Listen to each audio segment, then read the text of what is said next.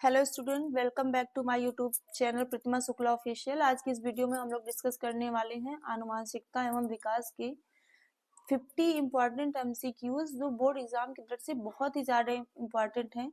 हर बार यहाँ से 5 से 6 क्वेश्चन जरूर पूछे जाते हैं, यानी अगर आपने ये वीडियो देख लिया तो आपके 5 से 6 नंबर कंफर्म है।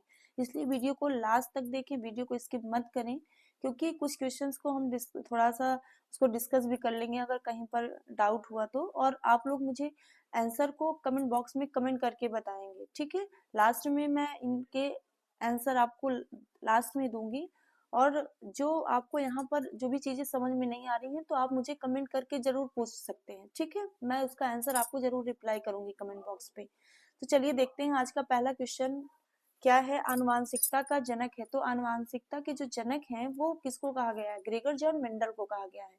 ऑप्शन आपका बी यहाँ पर सही होता है।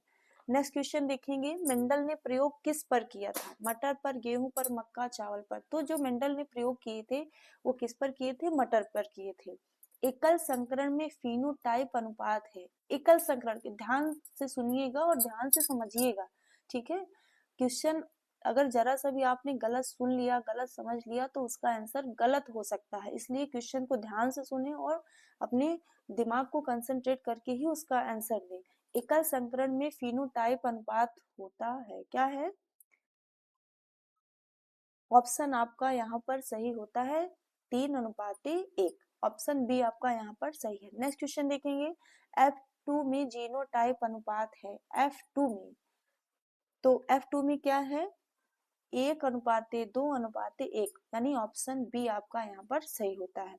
इसके बाद देखेंगे कैपिटल टी जीनोटाइप दर्शाता है। संकर, शुद्ध प्रभुत्व, शुद्ध अप्रभुत्व, मिश्रित। तो यहाँ पर क्या है, जो टी जीनोटाइप है वो क्या दर्शाता है? शुद्ध प्रभुत्व को रिप्रेजेंट करता है। ऑप्शन बी आपका यहाँ पर सही होता है। इसके बाद देखेंगे कैपिटल टी और स्मॉल टी है, क्या है? ये संकर है। ऑप्शन बी आपका यहाँ पर सही होता है। नेक्स्ट क्वेश्चन देखेंगे, जीन पाए जाते हैं। जीन कहाँ पर पाए जाते हैं? ये सब हम लोग अपने वीडियो में डिस्कस कर चुके हैं। कल मैंने इससे पहले वीडियो बनाया था, उस पे हम लोग इन सब चीजों को डिस्कस कर चुके हैं। अगर आपने अभी तक वो वीडियो नहीं देखा है तो प्लीज वो वीडियो को जरूर देखें, जिससे ये क्वेश्चन आप एकदम इजिली कर पाएंगे। तो चलिए देखते हैं कि जीन कहाँ पर पाए जाते हैं। तो जो जीन होते हैं वो केंद्रक में पाए जाते हैं। ऑप्शन बी आपका यहाँ पर सही होता है। नेक्स्ट क्वेश्चन देखेंगे कि मानव में कुल गुणसूत्र कितने होते हैं। अब देखिए यहाँ पर पूछा है कुल गुणसूत्र।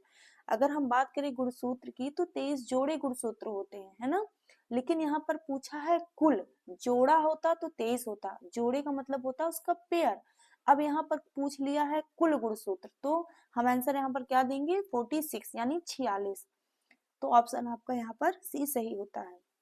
इसके बाद देखेंगे लिंग निर्धारण होता है। तो जो लिंग का निर्धारण होता है वो पिता से होता है। ऑप्शन बी आपका यहाँ पर सही होता है। नेक्स्ट क्वेश्चन देखेंगे कि एक्स एक्स होता है। तो जो एक्स एक्स होता है वो किसमें होता है? स्त्री में होता है। ऑप्शन बी यहाँ पर आपका सही है। नेक्स्ट क्वेश्चन देखेंगे, एक्स वाई होता है। तो जो एक्स वाई होता है वो किसमें पाया जाता है? पुरुष में होता है। इसीलिए पुरुष जो है वो क्या होता है? लिंग निर्धारित करता है। नेक्स्ट क्वेश्चन देखेंगे, प्रभुत्व गुण F1 में क्या है? दिखता है, छिपता है, बदलता है, नष्ट होता है। तो जो प्रभुत्व गुण होता है वो F1 पीढ़ी में क्या होता है? दिखाई देता है।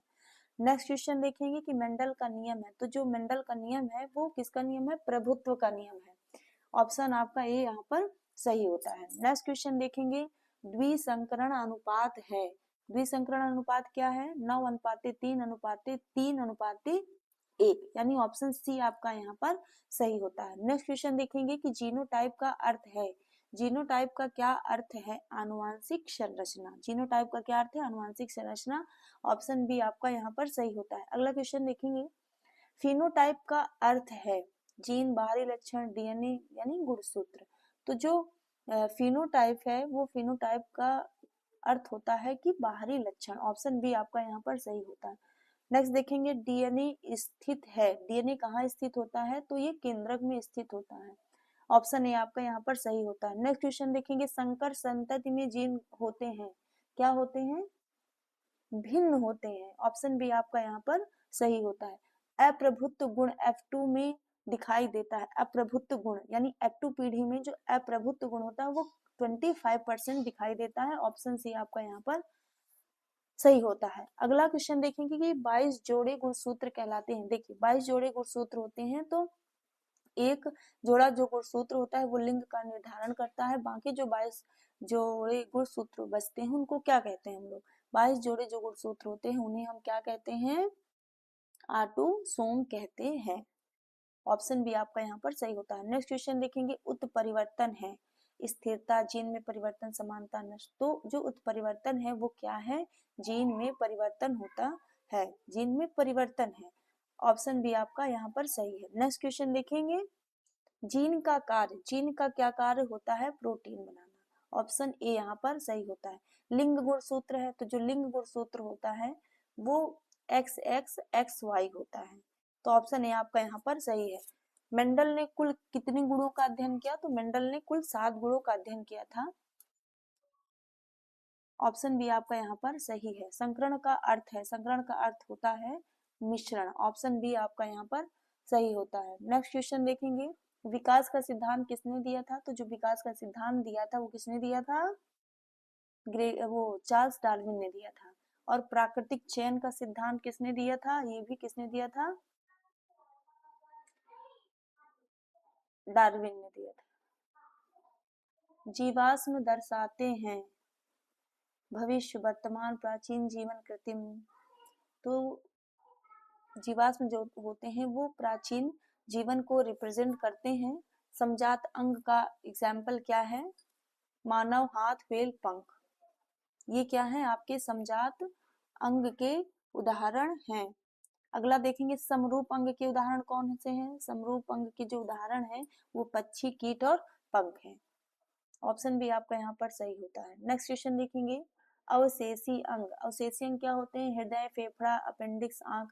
तो जो अपेंडिक्स है वो क्या है? अवशेषी है। ऑप्शन सी आपका यहाँ पर सही होता है। नेक्स्ट क्वेश्चन देखेंगे, विकास प्रक्रिया है धीरे धीरे, अचानक, तुरंत, समाप्त। तो जो विकास की प्रक्रिया होती है वो कैसी होती है? धीरे धीरे होती है। विविधता का कारण है जीन परिवर्तन, जल, भोजन, हवा। तो विविधता किस कारण से होती है? जीन परिवर्तन के कारण से होती है। ऑप्शन ए आपका यहाँ पर सही होता है। नेक्स्ट क्वेश्चन देखेंगे, अभिसारी विकास में समान कार्य, समान संरचना, अलग जीन कोई नहीं। तो अभिसारी विकास में क्या होता है? समान संरचना, समान कार्य होते हैं। अभिसारी विकास में समान कार्य होते हैं। और अगला क्वेश्चन देखेंगे हम लोग, अपसारी विकास में क्या होता है? अपसारी विकास में समान संरचना होती है, जबकि अभिसारी में क्या होता है? समान कार्य होते हैं। और अपसारी में क्या होता है? समान संरचना होती है। ऑप्शन ए आपका यहाँ पर सही होता है। नेक्स्ट क्वेश्चन देखेंगे, कार्बन डेटिंग प्रयोग होता है। तो कार्बन डेटिंग का प्रयोग किसमें किया जाता है? आयु जानने में किया जाता है। ऑप्शन ए आपका यहाँ पर सही होता है। नेक्स्ट क्वेश्चन देखेंगे, मनुष्य का निकटतम पूर्वज कौन सा है? तो जो मनुष्य का निकटतम पूर्वज है उसको चिंपांजी को माना गया है। विकास का आधार क्या है? तो विकास का जो आधार है वो भिन्नता है। ऑप्शन बी आपका यहाँ पर सही होता है। 39 क्वेश्चन देखेंगे, डीएनए का पूरा नाम। कई बार एग्जाम में पूछा जाता है कि डीएनए का पूरा नाम क्या है?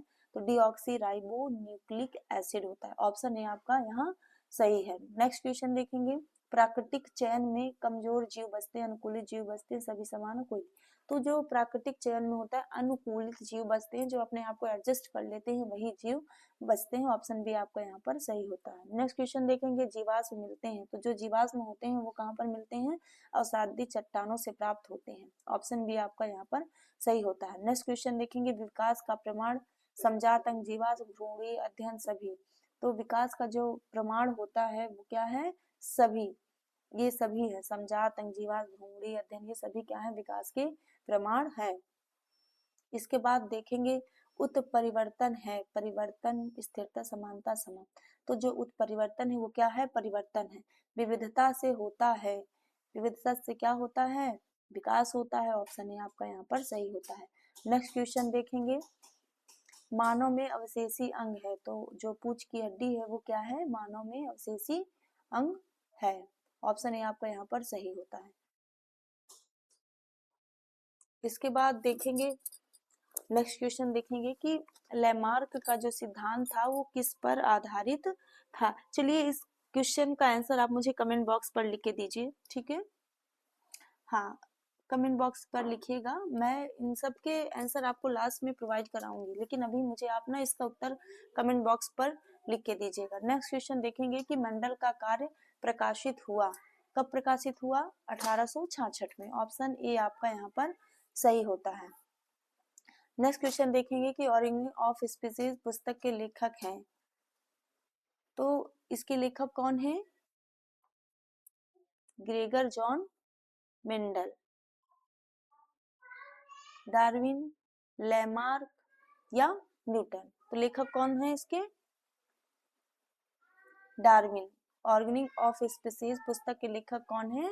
डार्विन है। ऑप्शन बी आपका यहाँ पर सही होता है। नेक्स्ट क्वेश्चन देखेंगे, विकास से उत्पन्न होती है विविधता, समानता, स्थिरता या रुकावट? तो विकास से क्या उत्पन्न होती है? विविधता उत्पन्न होती है। ऑप्शन ए आपका यहाँ पर सही होता है। नेक्स्ट क्वेश्चन देखेंगे कि विकास की दिशा कैसी होती है? तो विकास की दिशा जो होती है वो हमेशा क्या होती है? सरल से जटिल होती है। ऑप्शन ए आपका यहाँ पर सही होता है। तो ये थे हमारे इम्पॉर्टेंट क्वेश्चन। यहाँ पर मैंने आपको आंसर की प्रोवाइड करा दी है। आप क्वेश्चन के जो भी आंसर है यहाँ पर आकर के देख सकते हैं। फ्रेंड्स, अगर आप इतना पढ़ लेते हैं तो इससे बाहर आपका एमसीक्यूज नहीं पूछा जाएगा। अगर आपने मेरा पूरा वीडियो देखा है तो आपने जैसे समझा है वैसे ही उसको अपनी लैंग्वेज में आपको लिखना है और 100% आप लोग करके आएंगे।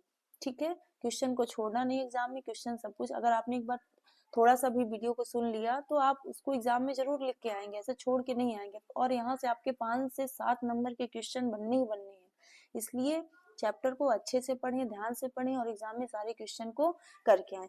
अगर मेरा वीडियो आपको हेल्पफुल लगा हो तो मेरे वीडियो को लाइक करें, शेयर करें और ज़्यादा से ज़्यादा कमेंट करें, है ना।